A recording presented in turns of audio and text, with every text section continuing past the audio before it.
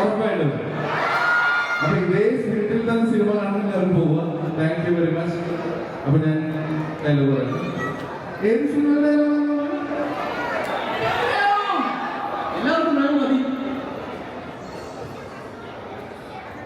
Ras al ഫൈമിലെ വലിയ വീട്. ബിസിനസ്സാണ് ജീവിതത്തിൽ വരുന്ന വിശ്വസിക്കുന്ന പപ്പ. നൈറ്റ് പാർട്ടിയും ഡാൻസുമായി നടക്കുന്ന പപ്പ. ആകെക്കാരും കൂട്ടുകാർ ഷാർജയിലെ അറബി പിള്ളേരായിരുന്നു. റാസൽ ഫൈമിലെ വലിയ വീട്ടിൽ ആ രാജ്യന്മാർ ഒറ്റയ്ക്കായിരുന്നു.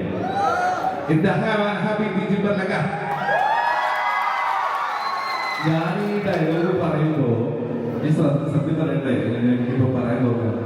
ഞാൻ ഒരിക്കലും റാസൽ ഫൈമിനെ കുറിച്ച് ഞാൻ പല വായിച്ചു തന്നിട്ടുണ്ടാവാം. എന്ത് സത്യം പ്രേമത്തിന് മുമ്പ് ഞാൻ പാസ്പോർട്ട് എടുത്തിട്ടില്ല.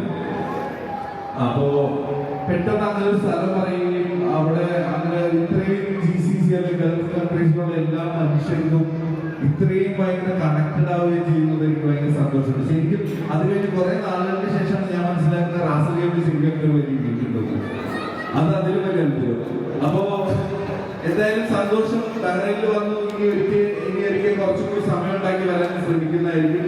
തീർച്ചയായും ബഹ്റൈൻ എങ്ങനെ എന്റെ സിനിമയിലും എന്നെയും സ്നേഹിക്കുന്നത് എനിക്ക് സന്തോഷമുള്ള കാര്യമാണ്. തീർച്ചയായും നിങ്ങൾ എല്ലാവരും സിനിമ കാണുക. നിങ്ങളെല്ലാവരും കാണുന്നത് പ്രതീക്ഷിക്കുന്നു. Thank you very much.